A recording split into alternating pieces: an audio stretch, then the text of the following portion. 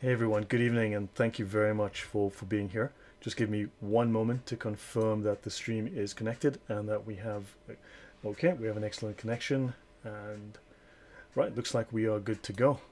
So, Good evening from southern part of Africa. Not sure if you can see me and hear me clearly. I think we have an excellent connection. Guys, let me know in the comments if we have audio. Loud and clear. Thank you very much, David. Much appreciated. Thank you everyone for being here. So guys, Great. you know my guest Shamoon Kakan, and we are dual streaming on both channels simultaneously. Right, so I'm streaming on my channel, and the stream is also being sent to his channel at the same time. All right, guys, thank you. So tonight's chat, Yeah. on tonight's discussion, is an analysis of the treatment of women within Christianity and in Islam. From the Islamic side, of course, I will utilize the Islamic scriptures, including the Sirah, the Sunnah, and so on, the Quran, the Hadith, and also the Sharia, of course. And you will be providing us. Please tell us, Shamoon, give us a brief introduction and tell us how you want to present this from your side. Okay. So first of all, I just wanted to, Lloyd has this weird way of pronouncing my surname. It's actually Hakan. You've got to Hakan, speak from within. Hakan, from your throat. Shamoon Hakan. Okay, my name is Lloyd De Hakan. Jong, not Lloyd De Jong. Yeah. I usually, call you, at least not when I'm talking with you, De Jong. So, yeah. Radio. Okay. So, treatment of women in Christianity versus Islamic Sharia law.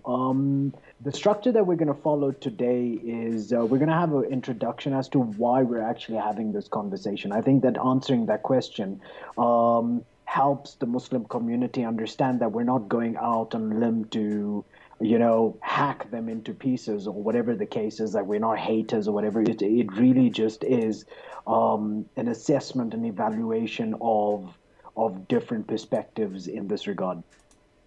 Then, secondly, as we progress in the program, what we're going to do is that after the introduction, we're going to have a brief look into the Christian view of women, how women are viewed and how they are to be treated. Third, we are going to look at a few claims from a few Muslim scholars, well-known scholars. Namely, I'm going to look at Dr. Shabir Ali, Muhammad Hijab, and Nauman Ali Khan. These are well-known scholars of Islam around the world. Dr. Shabir Ali and Muhammad Hijab are famous debaters for those interested in apologetics and Islamic theology. You should know that. And then lastly, what we're going to do is that Lloyd is going to, like last time, take us through a deep dive into the Sharia, whereby we will see then how a woman are viewed and are to be treated. So that's just the structure that we'll be following. And a note, please, a very important note to keep in mind is that we are going to cut off in 60 minutes. Please bear in mind. 60 minutes on the dot. If we need to continue, we'll have a second segment, but we are going Yeah. to close off in 60 minutes. So first 45 minutes are intended to be a presentation where we'll just discuss through a few things, and then Right. the last 15 minutes would be open for questions. Last time Lloyd and I had this conversation, and we noticed that the questions in between our presentation was very distracting, and it was all over the place. So we want to try and avoid that this time. Okay. Lloyd, anything to add? No, that's it from me. So, guys, yeah, do post the questions, and let's hope. Also at the end. So once we get to the questions, please just at Lloyd me. Use my name, and then we'll do our best to get through the questions. And obviously, otherwise, we catch you in the comments, and we continue again in 1 week's time. All right, guys. So let's begin. So Shamoon, Hakan, do you want to begin, or Okay. shall I Yeah. begin? Do you want to? So up to you. Coin toss. Um, okay, great. So the introduction as to why is this important? Why is this specific topic a very important topic? The reason being is that I've heard, I'm not sure, Lloyd, if you've ever heard Muslim scholars and generally the Muslim the community, the response is that, hey, Muhammad's marriage with Aisha was never an issue. It's just in recent past whereby Christian missionaries are using this to discredit or to demonize Islam in a way. So I must say that from at least from my perspective is not true. It's not necessarily to demonize, it's to actually bring out an objective perspective in the sense that go ahead. I do want to add to that lately what I'm hearing from Muslims is when I quote their own sources, I literally quote Islamic sources. I quote Bukhari, I quote the Quran, I quote the Sharia, I quote the Tafsir, and they'll tell me, why are you using sources from from evil Christian missionaries? So no matter what sources I quote, those sources become Christian missionary sources from people who hate Islam. I wasn't aware that Al-Ghazali, Bukhari, Shafi, Malik, Hanbal hated Islam and were Christian missionaries, but this is what it is now. Yeah, it is very troubling in the sense that even when we talk about an issue, a comparative issue such as this as women in Christianity or Islam, the pushback is like, you guys are doing this pointlessly and aimlessly. And I must say to my, our audience that this is not an aimless discussion. It's a very viable and a justified discussion. The reason being is that we are living in a world full of women. And then such a discussion actually becomes very important in the sense that it informs different religions and different ideologies, inform us men and women or whoever in this world that lives on how to view women and how to treat them in our times. And so it becomes a very important discussion to have. Right. So do you want to lead off with something from the Christian side, or shall I start off with some comments from the Islamic side? I think you can go ahead. You can start.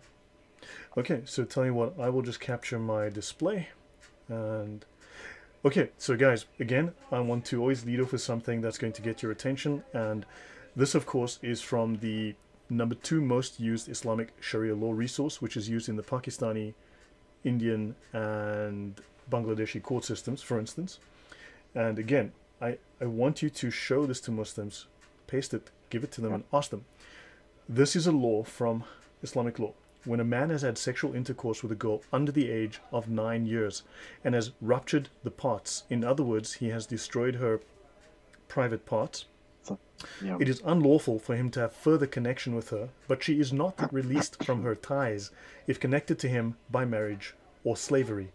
Now, please understand that this clearly condones marriage with underage minors as well as sex with underage minors, and in fact also allows sexual slavery, as you can see, because slavery is still legal in Islam and has never, ever been abandoned, has never been banned. If no damage to her private parts has taken place, he is allowed to continue having his way with her, as this law states. So this is one of the, so from a young age, this is what women can face within Islam. Your comments on that, Shamoon? Yeah, that the first time you showed me that, I was very shocked at this. I've never actually been exposed to such kind of detail, gruesome detail in when it comes to how men should actually view women even in sexual regards. It really is disturbing. I'm lost for words when I come across stuff like this. Another note is that what you just said about the slavery part. A lot of Muslims would be like, no, a lot of scholars, this. We understand that recent scholars, they would say, no, slavery is not, it's done away with, etc. Islam sets free, etc. We're looking at the Sharia. And the Sharia, at least in my understanding, is timeless, unless Muslim scholars have all of a sudden decided that Sharia is going to be changed now. Now that in itself would be an interesting. No, they cannot. yeah, it would be interesting to see how they do that. But The we're Sharia is looking in. is the summation of the timeless laws of Allah and Muhammad. And just one thing, I want to say thank you, Corin Thompson. I really appreciate the donation. Thank you very much. Yeah, so go on, please, Shimon. Yeah, so it really is a disturbing thing, and so Muslim scholars just coming across and being like, okay, no, we are this is not true and that is not true. When you look into the Islamic sources, you can't deny these things, and so it really is just troubling. So Yeah, if you want to say that slavery, no, that Lloyd at this stage is lying, which we have been accused of, that you're a liar, right? right. That Although you're an idiot, etc. that statement is made without any evidence to back it up. I asked them, I even give Muslims the Sharia sources, and I say, now please show me from the major sources of the schools of fiqh exactly how I am wrong, and they refuse to do so. So yeah, so guys, Yeah. let me just continue. So now these are the words of Aisha. Aisha is the mother of the Muslims, as you know. She is Muhammad's favorite wife. She is also regarded in Islam as a scholar in her own right. And she says here, it is you, she says this to Muhammad, it is you who pretend to be a prophet from Allah.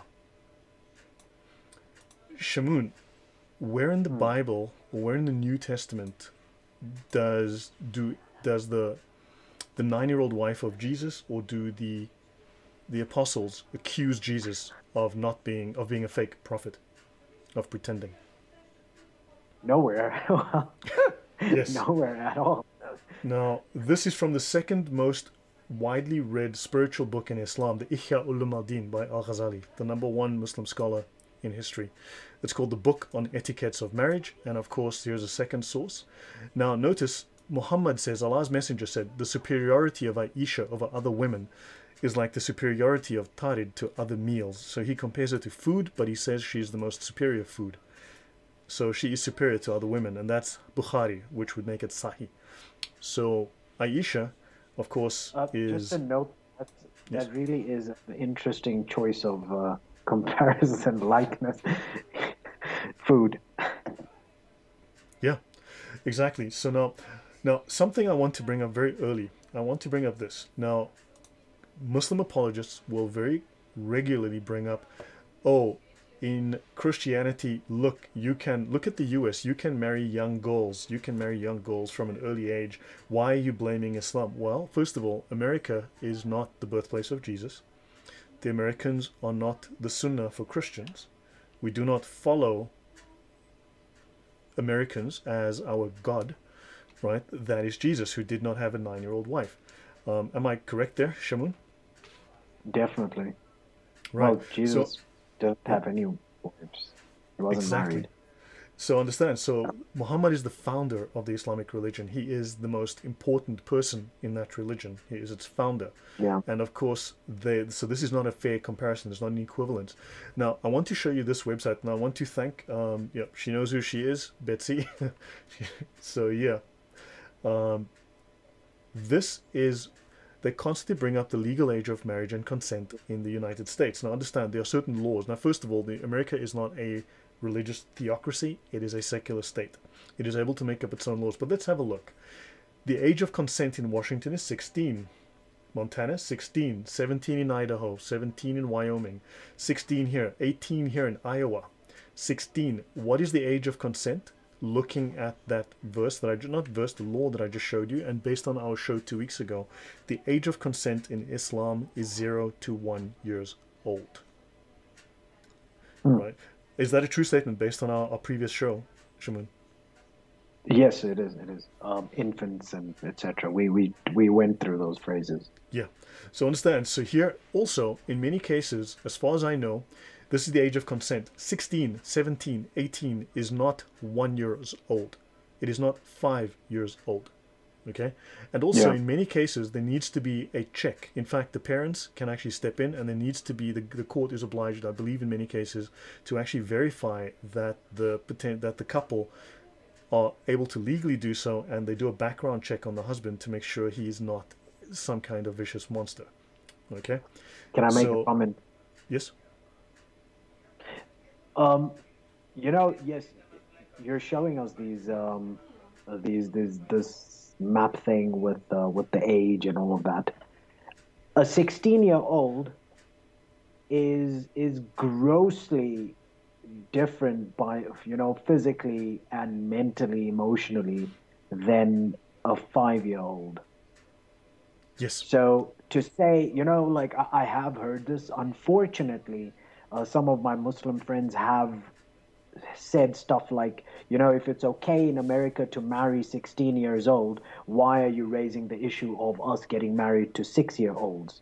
And you're like, I'm dumbstruck, and I'm like, do you not realize the age gap and the biological gap that occurs within 6 and 16 or 18 or etc. Correct. That's a major difference. No, that's very true. So understand, so guys, this is the difference. These are the ages here. In case you, so this is called the age of consent map. All right. And so just learn to use this. There's a big difference, correct? So the ageofconsent.net/states.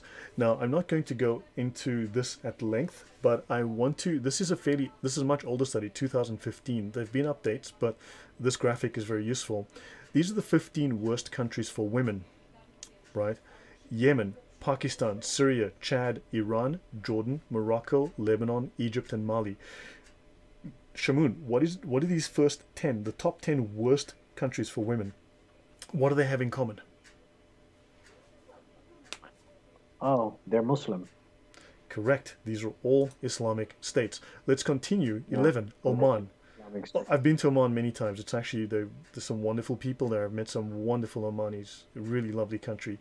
But still, Oman, Islamic. Saudi Arabia, Islamic. Ivory Coast, right? We can always have a look at that. Mauritania, very Islamic. Understand? So let's say that 14 of the top 15 worst places in the world for women are all Islamic countries. Actually, well, technically, according to this list, they're all Islamic, right? So, guys, so feel free to look that up, right? So this is the 15th, this is the 2015 WF Global Gender Gap Index. So these are the worst places. Now, this is a reference you will find in the Sharia, and it references Tafsir ibn Kathir, and it also references the Hadith. Muhammad said, a man will not be asked why he beat his wife. Now, I'm always told that I misunderstand, right? That I'm quoting things I don't understand. How am I supposed to understand this? A man will not be asked why he beat his wife. This is the founder of the Islamic religion that said this. What are your thoughts, Shamoon? I'm actually just waiting for you to kind of complete your thought here. So, okay, just a question for you now. The Prophet said, at this stage, of course, we are all on the same page. This is the Islamic Prophet. He said a man will not be asked as to why he beat his wife. Within what context was this stated, though? There is no context given. This is just the Hadith as is. However, if you want context, we can then go to the Sharia, which defines it. Of course, this is derived from and will be consonant with Quran 434. Yes, 434. That's an interesting one as well, because I still wanted us to look at that at some stage. Okay. Right. Now, within the Sharia, we have section 025.3. A people that leaves its leadership to a woman will never succeed. So this is in the Sharia. This is the law for all time. So in other words, a country led by women will lead to failure. This is the standard view of women. So this obviously lets us know that women have an inferior status within Islam. Right. Well, thank you very much, World Changer. Yes? Is this a factual statement, or is this like... straight out of the Sharia. Now, as in, is this like, does Islamic source, when writing this, in the mind of the writer, does he believe that this is a factual statement? Because, as far as I know, there are many leaders that are women, and they succeed pretty well in different areas of things. Well, I'm not sure. Look, this is standard practice. Right, this is simply, look, remember, the Sharia will never be implemented fully until the end of time, or rather the end times, when, when Muhammad comes back and so on. Then you'll see full Sharia, but until then, we will have the best effort they can make until then. Right. So now, this is simply what I wanted to raise now. Just also on the question of mutta, I wanted to bring up, so to cover some things that were asked of me earlier. Temporary marriage or mutta technically has been abolished within Sunni Islam. It still happens, but technically speaking, it is abolished within Sunnah Islam, right? Do you want to quickly define mutta for our audience? Mutta is temporary marriage, right? Don't forget that marriage in Islam, the nikah, does not mean, it's not a sacrament of marriage. Nikah effectively means legal sexual intercourse, right? It is strictly defined as just legal sexual intercourse for which you cannot be killed. Yeah, you did show us that definition in our previous live discussion, didn't you? Yes, I just discussed that. Yes. Yeah, you did show that. Okay. So any questions from if there's any questions from the comment section in the chat, just drop it in. So Shamoon, I'll let you continue from here if you can tell us some things. From the Christian perspective? From the Christian perspective, yeah. Just to start off to give us, and then I can provide counterpoints. Okay, so from the Christian perspective, since this is a comparative discussion, I've actually divided the section into two as to how Christianity views women, and then how does Christianity encourage treatment toward women. Okay, so those in the audience, if you guys want to quickly open Proverbs chapter 31, and Ephesians 5 would also be a good one to kind of keep at hand. So in Proverbs 31, you have the idea of a woman who is somewhat of a provider. She provides like stability within home. Do you want to share your screen, Shamoon? Because I can share your screen.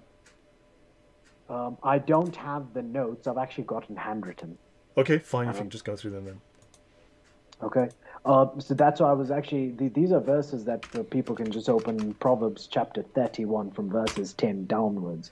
Is that the woman is actually a provider. She provides stability. She works while the husband, relaxes on the street corners with other men. He feels proud of her or of his wife. That is such a great thing to him. She's such a blessing to the children and to the husband. Moreover, her authority is that she makes major financial decisions. That the woman actually is like, the proverb writer, he actually says that she, okay, there we go. I can't clearly see on your screen. Yeah, I'm just magnifying, but yeah, I just grabbed the first reference. Yeah, a wife of noble character who can find. She's worth far more than rubies. Her husband has full confidence in her and lacks nothing of value. She brings him good, not harm, all the days of her life. Yeah. So as you keep progressing into this thing, you'll notice that. She brings him, verse 12, she brings him good, not harm. She selects wool and flax and works with eager hands. She is like the merchant ships, bringing her food from afar. She gets up while it is still night. Okay, something is blocking there. Oh, sorry about that. Yep, go on. Okay. She provides food for her verse 16. Verse 16 for me also is a very significant one. That actually she considers a field and buys it out of her earrings and plants and vineyard or whatever. So she's making major financial decisions for the family. When I read that, I was like, that truly, to a certain extent, leaves no, there's no real differentiation between a male and a woman in regards to their them as persons before God. They are able, and there's capacity given to women to perform such highly regarded duties that would generally, from at least the Muslim perspective, would be given to the man. He considers this and he does that, and whatever the case is. And so it really is a different thing. And so perspective. Yeah. Also, it's a different perspective. She is also wise, by the way. Something that last time you brought up is that the woman, within at least the Islamic context, I'll leave you to elaborate on that later, a little later, is that she is wise. Do you see that in? No, women Uh, are considered to be half the value of a man, and they are yeah. half of the intelligence of a man. So women are deficient in intelligence. These are the official words of Muhammad. Women are deficient in their intelligence. In fact, let me try and They, search for those so I can try and find that term. But yeah, verse, at least, okay, from the Christian perspective, at least, verse 26, Proverbs 31, she opens her mouth with wisdom, and in her tongue is the law of kindness. right, So, yeah, so that once again, she is wise. And yeah, also the fact that she looks well to the ways of her household, and she eats not the bread of idleness. She is an overseer of her household. well, There's great responsibility and a great respect and regard for the women at this stage in Christianity. How does Christianity view women? right, Christianity views women greatly. And well, we go back to also Genesis, where man and woman are made in likeness of image, so that in itself is such a great thing. Another thing that I wanted to quick, while you look at your stuff yeah, there, well, yeah, Ephesians 5:21. I'll Ephesians try and find that. 5:21. I must say that this one is, if there's any confusion about how women are treated or viewed, 5:21 is a very, it's a key verse to understand something very significant, is that as the Apostle Paul gets into discussing the roles of women and men, he begins with this understanding is submitting yourself one to another in the fear of God. Right, so submit to one Submitting, another out yes, of reverence for Christ in a different yes. translation. There we go. There we go. You see? So, Yeah. in that sense, that she is worthy of the same kind of submission that the man is, So due. do not try to, She would you is say this is worth. saying do not try to dominate one another, but submit to each other? Yes, Try to meet each other's exactly, needs halfway? exactly, exactly. Right, That in this regard, there's no, like there's not like, okay, the male is deserving of more and the woman less, or whatever the case is. And so right, the Apostle Paul creates a very good standard, a very strong foundation before he goes into understanding is that, okay, guys, this is how you behave in a marriage. But before you understand your different roles, understand this, that before the throne of the Holy God, you guys are submitting to one another in same way. There's no difference between you guys. right. So I I need to thought say that that thank. was, Sorry, uh, yeah, yeah, I would say thank you to the Dashing Rogue for the donation, much appreciated. And hi, Stephen, welcome. Yeah, guys. So while we are here, let me bring up just briefly, since we're similar to the topic, in Surah 223, 223, it says here, "Your wives are as a tilth unto you. Approach your tilth when or how you will." Right. hmm, So this says that you can do with your wife as you please, when you please. Right. Now notice that Muslim women inherit only half as much as men. Now this is derived from Quran 4:11. We can of course go to the Sharia, and we will, and we can discuss some of these where you'll see that this is written into the law in detail. So the Quran may have one verse that stipulates women inherit half as much as men.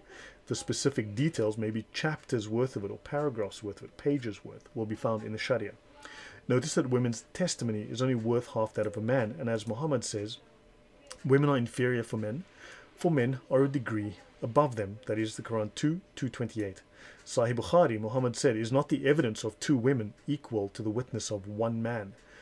They replied, the women apparently replied in the affirmative. He said, this is because of the deficiency in her intelligence. So Muhammad explicitly says women are deficient in intelligence. Your thoughts? yeah. Now, No. okay. Well, once again, that is like, now that is standing on opposite ends, Yep. at least when it comes to the Christian testimony of how to actually view and the intelligence of a woman. At least Right. she is wise, definitely. Yep. So Proverbs let's 31. let me bring up another. This is I believe this is Bukhari. So this is the virtues of the prayer hall, the sutra of the Musalla. The things which annul the prayers were mentioned before me. This is Aisha speaking. They said, prayer is annulled by a dog, a donkey, and a woman. And I said, so she says to Muhammad, you have made us women dogs. Your thoughts on that? I'm actually a little surprised at this stage. Never came across this before. Yes, I Well, know. I shouldn't be surprised of being surprised at this stage when talking with you. You Yes, have a well, tendency of surprising me with such well, stuff. let me do hadith number 486. Aisha says, do you make us women equal to dogs and donkeys? She asked this, while I used to lie in my bed, the Prophet would come and pray and so on. I used to slip away slowly and quietly from the foot of the bed till I got out of my guilt, because he would pray and she would then leave the room because she felt that she was defiling his prayer, because she felt that he made them equal to dogs and donkeys. This is the great prophet of Islam, in fact the great God of Islam, and his wife felt like she was a dog or a donkey. Now, I will read one more passage. Aisha, the most beloved of Muhammad's many wives, said to Muslim women, O womenfolk, if you knew the rights that your husbands have over you, every one of you would wipe the dust from a husband's feet with your face. Reported as Sahih by Ibn Habban and with a Jaid Isnad by Al-Bazr. Its narrators are well known and are thiqat. See Ibn al-Jawzi, Ahkam al-Nisa, page 311. This is Sahih. So if a woman knew the rights of her husband over, she would wipe his feet with her face. Your thoughts? Wow. Well, shocked again. From at least from a Christian perspective, just getting into the book of Ephesians as well and stuff, it does definitely seem like there's a lot more responsibility of on the man toward the wife than the wife toward the man. And here, definitely, at least in what you're showing me, the Islamic perspective of women is definitely a different one, that there is more responsibility of the woman to just, I don't know, be a dog or whatever the case is at this stage. Gee whiz, man. That is very... Well, this is Aisha saying this, and this is his favorite wife, yes? Yeah, just saying, like, at this stage, once again, very, very different than at least the Christian perspective of a woman. Very different. Yeah. Yeah, no, exactly. So I'll go back to the top. So guys, so hopefully we're starting to see there's a very different aspect between the Christian point of view and the Islamic point of view. Now, I don't think I'm going to read through every single note I have here right now, but you asked me, for instance, there is a hadith, right? Muhammad declared, this is from Al-Mujam al-Kabir, a hadith compiled by Imam Tabarani. Muhammad declared that Allah will wed me in paradise to Mary, daughter of Imran. This is the mother of Jesus. This is Mother Mary. So he says here, Allah will wed me in paradise to Mary. Note the Arabic word for marriage denotes legal sexual relations and is devoid of Western romantic connotations.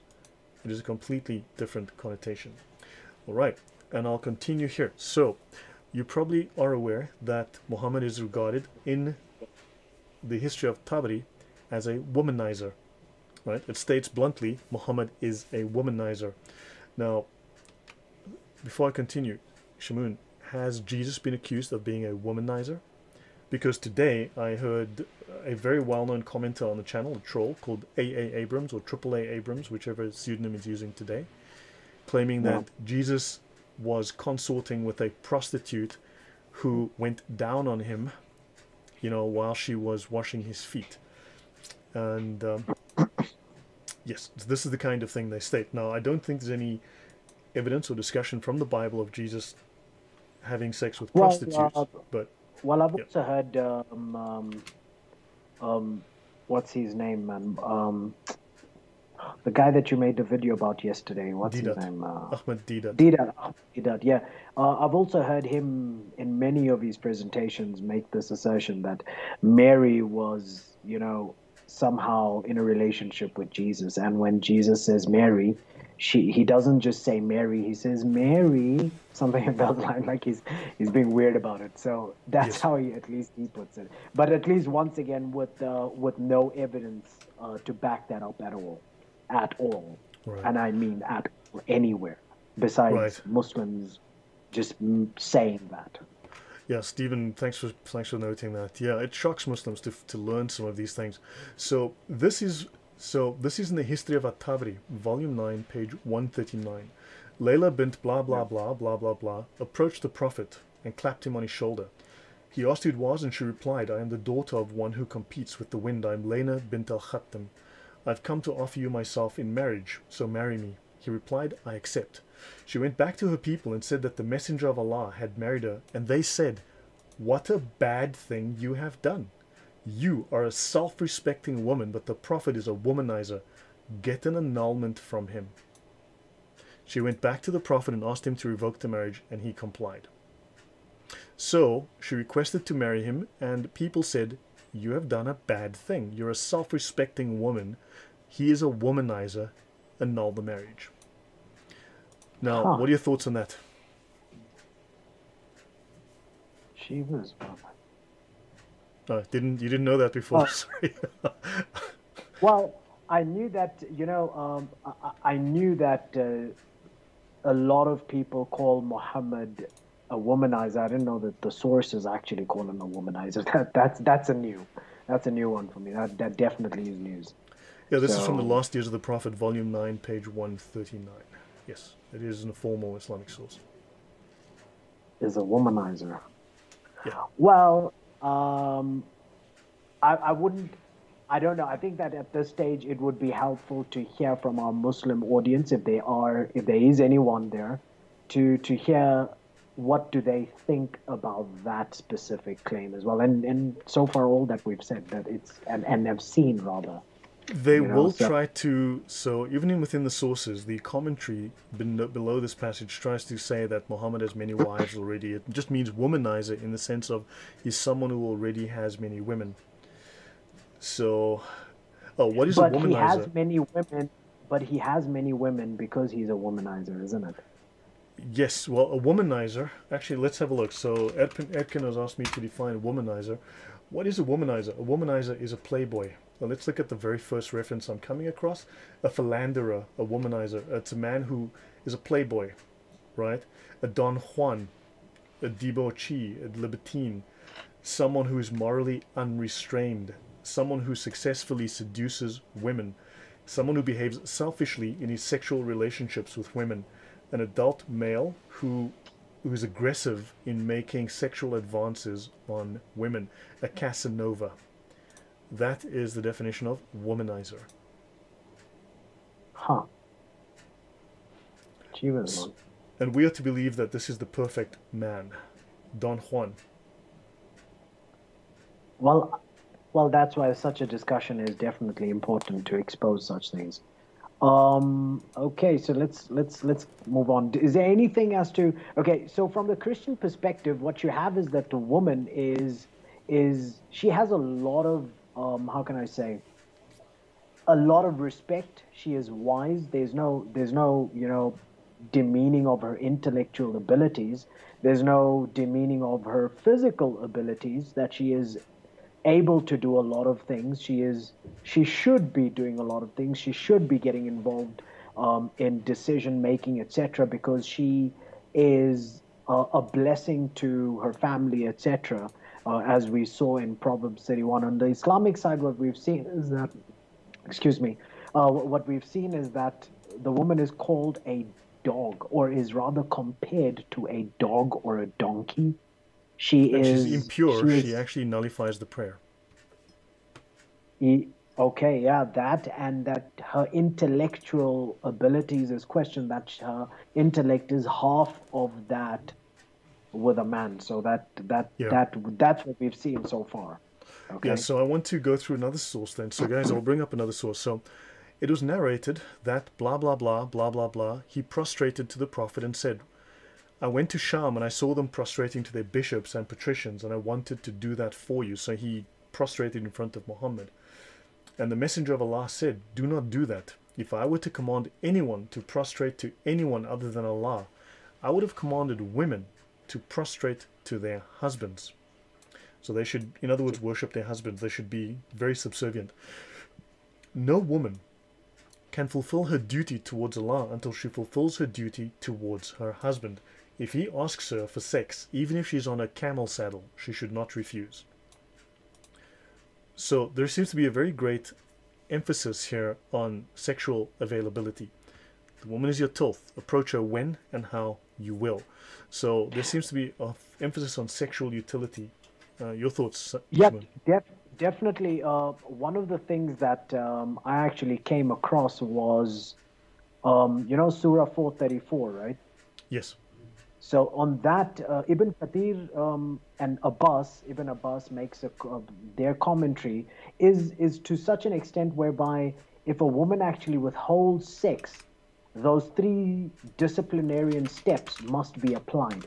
That if a woman is, refusing sexual intercourse to her husband, then discipline must be applied. So it really is, just kind of like adding on to what you're saying over there. So I think we're moving into the treatment of women now. We've seen how the Islamic, theology views women, and how comparatively Christianity views women. They are two different things, and completely two different views that stands in opposition to one another at this Yeah. stage at least. Yeah, Veronica asked a very good question, but Veronica, just for the moment, I would have to say that when has Islam ever made sense? Right? So, now notice that women need to cover themselves so that they are not molested. Otherwise, they may be molested because they're making themselves sexually available. Stephen Gilchrist says, have you read the hadith of Allah sending his angels to curse the women who don't have sex with their husbands until the morning? Yes, I am aware that. It's probably in here somewhere. Yeah, women must put their husbands before Allah. This cult is amazing from KL. Yes, yes. So do you have further things from the scriptures you want to share with us, Shimon? I wanted to quickly go into how the women are actually treated now, if Okay, that's please. okay. Okay, and then you can kind of also then start responding, and we can start comparing as Of to course. how Yeah. Islam actually treats women.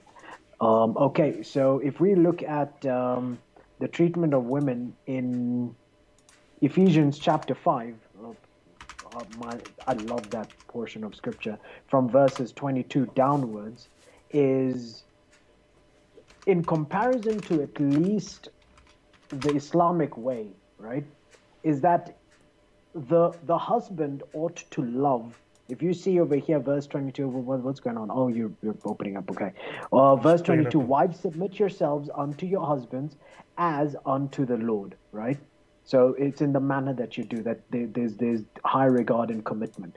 However, the story doesn't end there. For the husband is the head of the wife, as Christ is the head of the church, and he is the savior of the body. Great.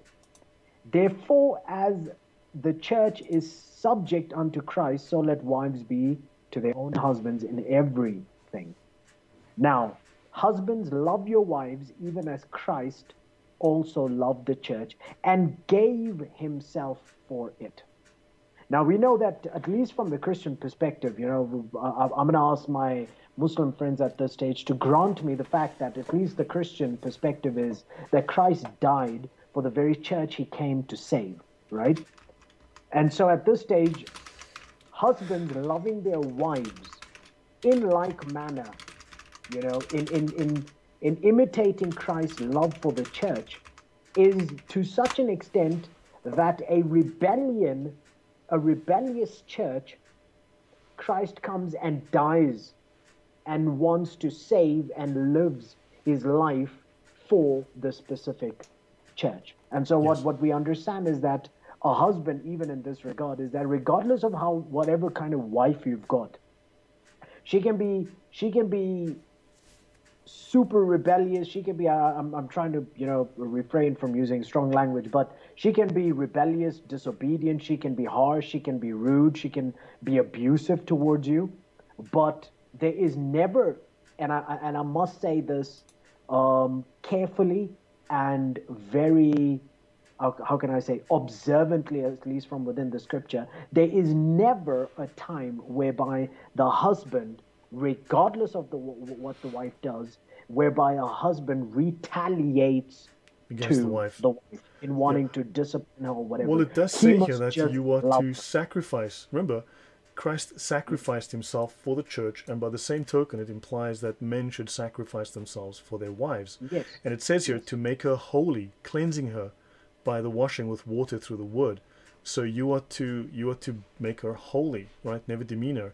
And so there's a very Look different at verse context here. And 28. in the same way, husbands ought to love their wives as their own bodies. He who loves his wife loves himself. After all, no Yes, one ever that's hated their own body. They feed and care yes. for their own body as Christ does the church. Amen. So now that was something that I also actually wanted to go to, is that what you notice over there is that the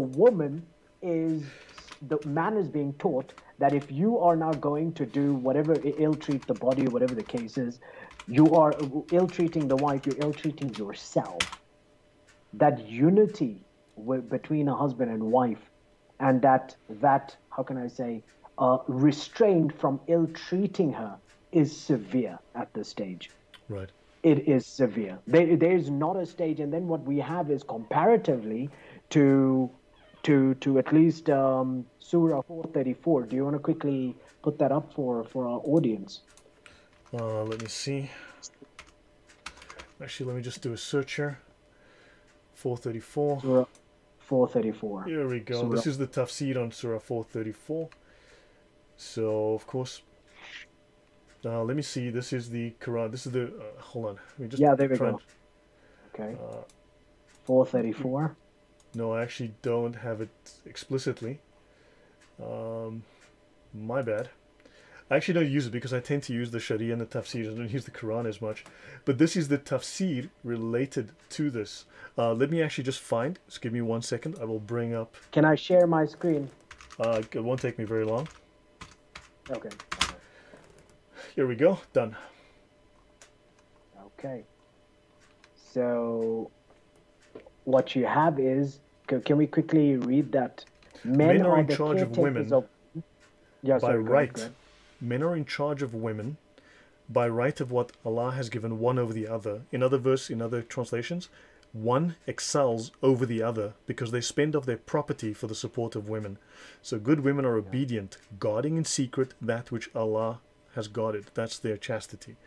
As for those from whom you fear rebellion, not from those who have rebelled, from those you suspect rebellion, admonish them and banish them to their beds apart and scourge them. Others will say, strike them, right? And if they obey you once more, seek no means against them. Indeed, Allah is ever grand. And of course it says So beat them. yeah. Also there's the beat them lightly. Of course, any words that are in... Now notice, I want you to be clear, Harold. I'm going to shift this over to the side quickly. Give me 1 moment. I need to clarify something. Any words that are in parentheses like this are not in the original Arabic. They were added by the translators.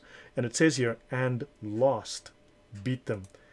That's purely in this translation. It's not in the original Arabic. So beating them is not the last course of action. It is not. Go on, Shaman. Okay, so I wanted to, you see now this is the 3-step disciplinary, process.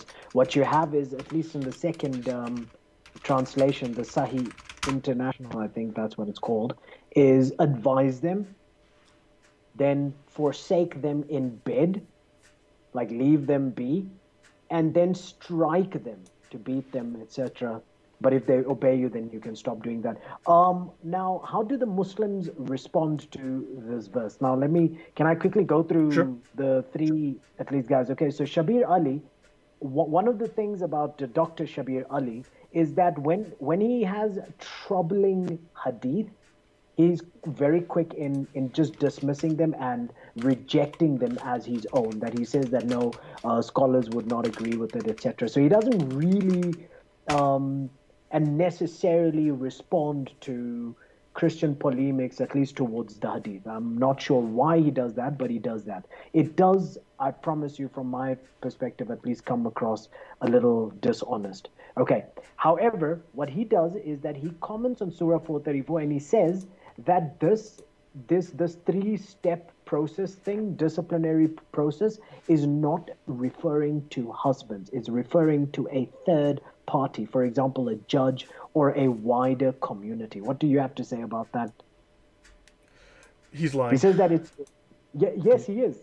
Because Ibn Kathir, Abbas, Al-Maududi, and all of these scholars disagree with him. They talk about... And plus, look at that. If For example, Actually, if it was a judge yep, or a wider community, why would the instruction be to forsake the wife in bed? Since when does the correct. wider community and my judge sleep with my wife? Yeah, actually, you know what? That's weird. There's a couple of, Yeah. yes, yes. There's a couple of very interesting questions and comments that came up from Corin Thompson. Doesn't the Arabic word use scourge? This means to whip, and that is correct. That is true, Corin. I'll get to that in a moment. Actually, that's well worth raising. Veronica at the Well says, so the man practically buys the woman for sexual services, and if she does not make herself available, she's breaking the contract. Now, in the previous show with you, Shamoon, I went through the initial stages of marriage, and the man gets married for sex. There is no other reason for him to get married. As you remember, the marriage contract Yes, I actually do. stipulates he Yes, gets I do. married for sex. She makes herself Yeah. available for sex. There is no I, sacrament, there's no love. There was purely, this is a sexual services contract, so he doesn't get killed for having sex. Now, I want to bring, this is Arbery. I've just brought up the Arbery translation on Quranics. Men are the managers of the affairs of women, right? Allah has preferred one of them over the other, right? And from those whom you may fear, those you fear may be rebellious, beat them. Say so bluntly. Okay? Now I want to yeah. get to my Sorry, notes. Lloyd. Yes? We are we are Almost on time. Yes, please. 9 minutes left to Yeah, time. I'm not that's fine. sure if Yeah, you want to stop the question. that's cool. Yeah. So I want to bring this up. Um, I actually want to bring up a specific. So, Corin, with regards to what you asked, this I want to show you this Sahih Bukhari Hadith 7, Volume 7, Book 62, Hadith 132, narrated blah blah blah. Muhammad said, none of you should flog his wife the way he flogs a slave and then have sex with her in the last part of the day. So he says, don't whip your wife the way you whip your slave and then have sex with her at night. How? So if you want to have sex with her at night, don't whip her the way you would whip one of your slaves. So whip her in yes, a different fashion, at least. yes, whip her a little differently. Whip her just a little bit. Now, personally, I have not yet met a man who owns a whip to use on his wife or his slaves, but I guess there's always room to be surprised. Unless he's got weird fetishes, right? Well, that's a little different because that's consensual, right? Yeah, Man, sure. that's outside the scope of this argument. So yes. So do not flog your. You've seen floggings. You know what a whipping looks like. You know exactly what a whipping is, and this is precisely what it says. It's Sahih Bukhari, which means obviously, as you know, as any Islamic apologist will tell you, that this was written by an evil Christian missionary. We have sourced it from a fake Christian missionary website, and this is written by an enemy of Islam. And Bukhari is not a real Muslim. So I think we've covered the typical Islamic objections. So your comments from you, Shuman. Yeah, it is. I think that the Muslims, like even at this stage, Shabir Ali, just denying the fact that the husband is allowed to beat his wife, etc. And even if there's just like a straight lie, because what you have is that Dr. Shabir Ali, when he makes a comment on Surah 434 about the fact that women can be beaten, forget the whole beating part even. Comparing the fact that the women should be left alone in bed, that in itself is it's radically different than the Christian perspective. Is the husband must love his wife, must be given to Right. her wholly, regardless of whatever. Don't Well, leave her in bed and stuff. There's nothing like that at least in the Christian community. We must love our wives. That's Okay. it. No, so there's an emphasis on punishment within the Sharia, within Islam. So someone asked me if I can Yeah. provide them. I'm just trying to find the name here. If I can find. So guys, if you look in the description, for whoever asked, I just read it. If I can find the website references, guys. If you go to the description, there is a link to a OneDrive link, which is this database that you see me using right here, right now. and you will find a link to this, and you should find a page that has all of this detail. You'll find I have a subset of my database. This is my full database on Islam here, all the categories on the right, all the pages, but I have a tiny subset of that. Follow the OneDrive link, let it load in your browser, and you will find this here. If it's not there, I will make sure I paste it in there by tomorrow morning. Okay, so you can get all this. Now, I want to give people, so in the last few minutes, Shamoon, would you mind if I just went over some of the actual laws on beating women in Islam? Yeah, sure, go ahead, because we're dealing with Surah 4. Let's start with some of the sources. So this is, of course, Bukhari, the limits and punishment set by Allah, hudud, this is punishment. Narrated Aisha, Abu Bakr came towards me and struck me violently with his fist. And he did this because she made people wait for her because she was searching for her necklace. I remained motionless as if I was dead, lest I should wake up Allah's messenger, Muhammad. That hit was very painful. Sahih Bukhari, hadith number 6845. Now I want to go on here. This is Sunan Abu Dawud. He, the Prophet, gave permission to beat them. Because someone came to him, and Umar came to him and said, women have become bold towards their husbands. So Muhammad gave permission to beat them. Now understand, wait, you asked, yes? Can I interject there quickly? So the response generally that Muhammad Hijab and Nauman Ali Khan at least says is that to beat a wife, now please respond to this, is that at least Muhammad Hijab says so. The beating of a wife is only allowed in self-defense, right? For that example, is a lie, a woman an absolute lie. you, etc.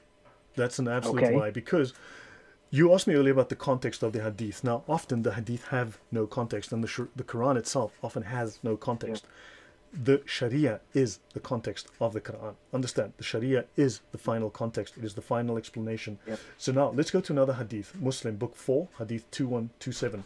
He struck me on the chest, which caused me pain. This is Muhammad hitting his wife painfully. Yeah. Right? And he said, do you think that Allah and his apostle would deal unjustly with you? Obviously, this tells us that to hit his wife is justice. It is just to do so. Yeah, now, justice, yeah. Tabari. So now we're going through the Sunnah, okay, to understand the Sunnah. Then we'll look at the Sharia, right, which is derived from all of this and gives us the formal legal rulings.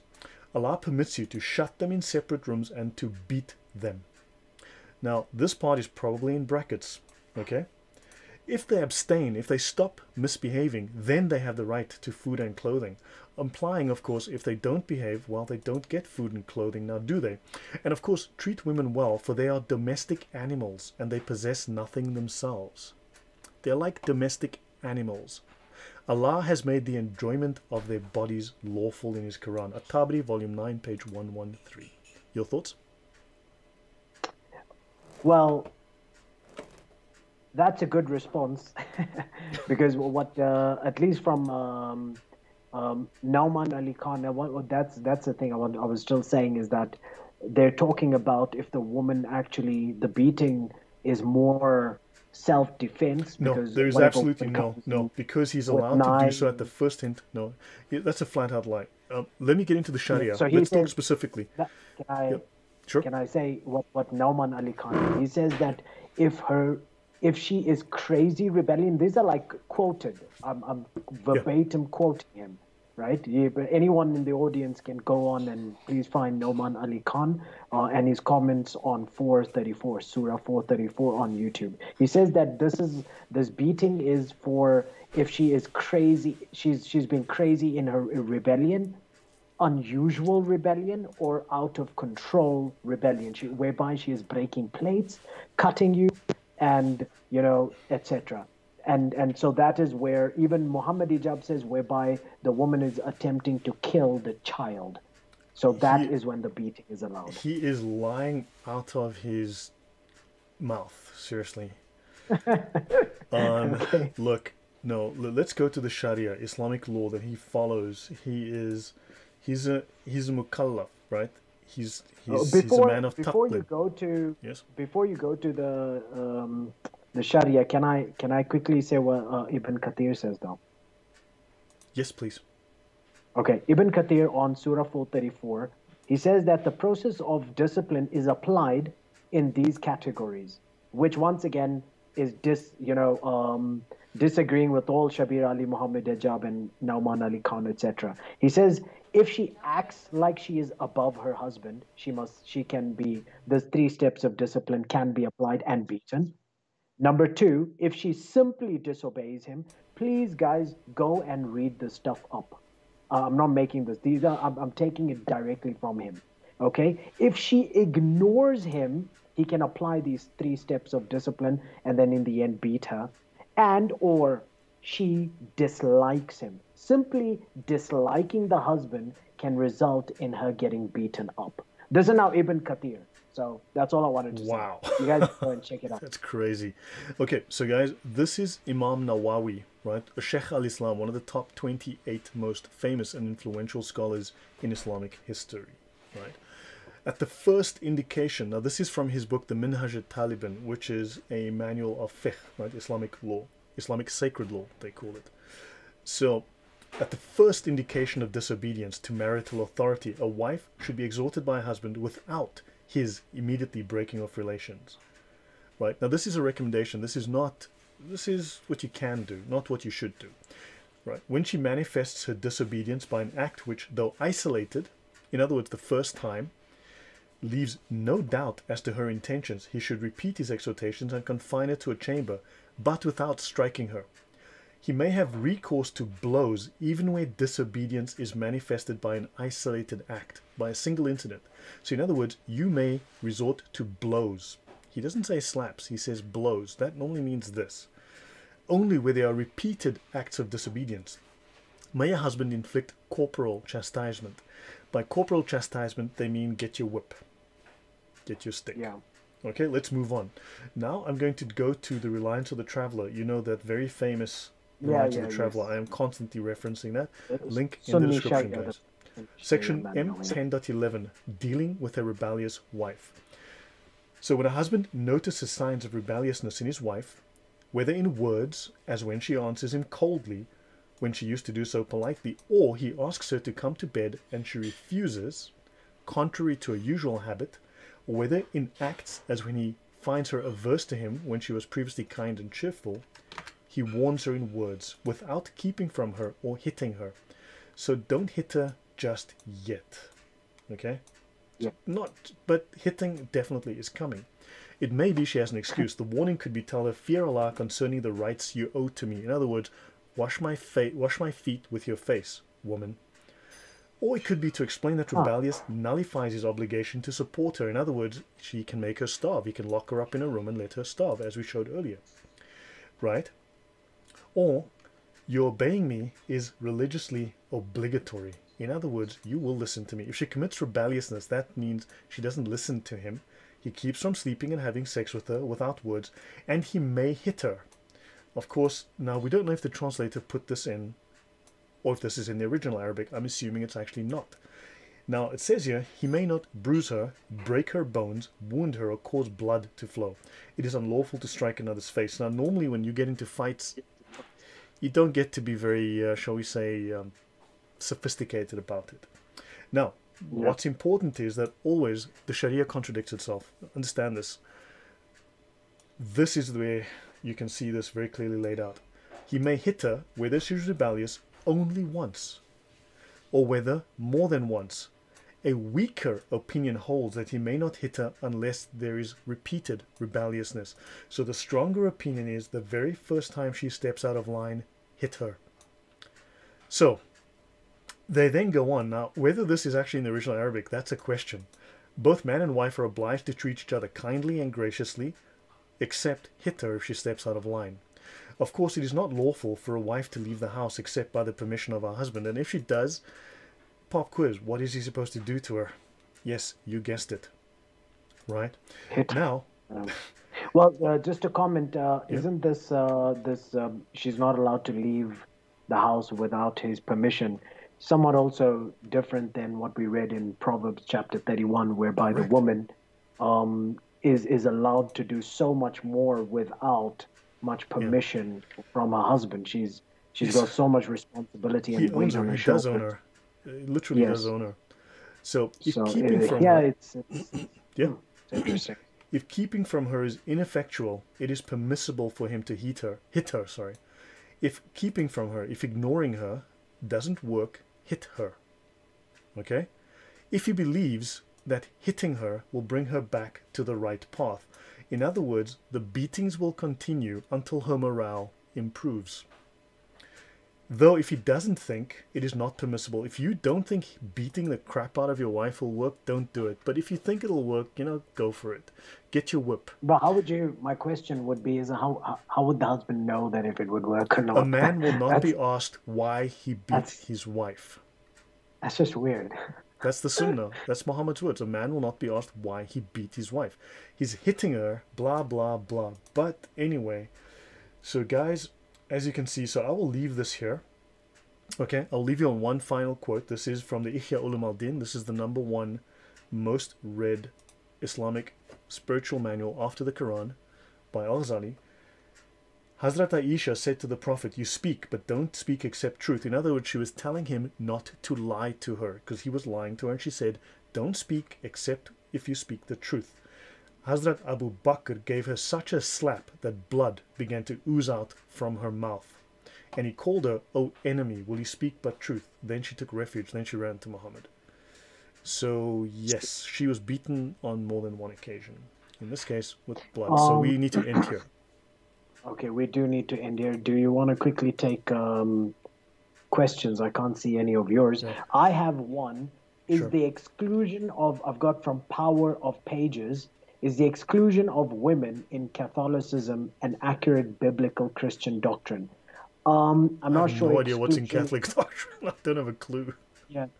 I'm not sure exclusion in what way, so I won't be able to necessarily be able to answer that specific question. However, I am a little familiar with the Catholic doctrines, but I'm not sure. But in what? Yeah, I don't know. I'd have regard to is read it? up on that. Guys, also, I've noticed that for some reason with YouTube, my channel buffers. Now, I upgraded my internet. I bought a brand new router. I'm getting some really fast speeds.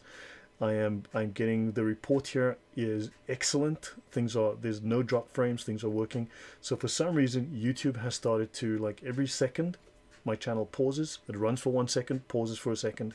It's been happening to people, and yeah, it's been happening to me. So this is a YouTube problem. I have no control over it. It usually fixes itself in one day.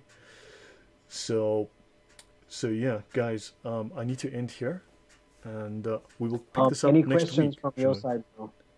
No, I'm Any fine. I questions think, from your side? yeah. Now, are you happy that we've illustrated very different views of women within the two different religions? I am.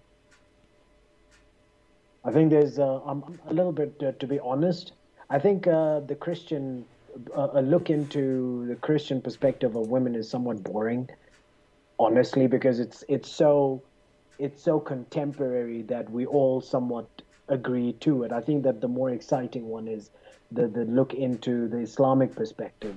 That's very informing and very, very illuminating, I must say. Very, very nice, very exciting stuff. So hopefully next week, Monday, we should be live to just kind of talk a little bit more on the issue. Yeah, no, certainly. So Veronica asked, does the guardian or father have the same rights regarding beating? To my knowledge, yes. You can beat your daughters. You can beat, yeah. To my knowledge, yes. That's within the Sharia law. We'd have to dive deeper, but I just wanted to highlight specific rulings. But yes, the context is all there, and there are rulings attesting to that, if I recall. There's more than one Sharia manual, and they all say the same things. Yeah, guys, so I think I need to end it here. I finished work late, and please, guys, I want to say, please join Sam Shamoon over his Shamoon Khan at his channel. My apologies. Please go to his channel. Please sign up. His link is in the description. Please go to his channel, support him there. Give a like to this video, please, guys. Give a few likes to Shamoon's videos, and please subscribe to him over there. His channel's growing, and yeah, so please do show him some support. I appreciate that, and we will be back next Monday to continue this and talk more about this particular subject. All right. Just a quick announcement that from now on, like every Friday, I'll be releasing a video. This will not be like apologetics or a comparative look into issues and stuff. This is purely Christian theology for those who are interested. So I'll be starting with the Calvin's Institutes of Christian Religion. translated by Henry Beveridge. I'll be going through chapter. I'm on book one, chapter one, just every week. Try and like provide like a summary of it. It should be about 10 minutes. At least I'll try to do that. And so whoever is interested, please do watch and join me there. Yeah, Thanks. please look out. So Friday I'll be online again with Stephen Gilchrist. We'll be talking about Islamic polemics and, of course, Christian apologetics, how to deal with some of these arguments. And next week, Shamoon Khakan and I will be again at the same time slot. And, of course, he will be doing, I have spoken to him and to Ask Truth Apologetics, and they'll be teaming up to do an interview on his channel, and hopefully they'll do some more content together. So thank you guys. I will call it here. I went a little bit over time, but thank you very much for being here, supporting us, and we'll see you guys next time. Good night. Great. Good night.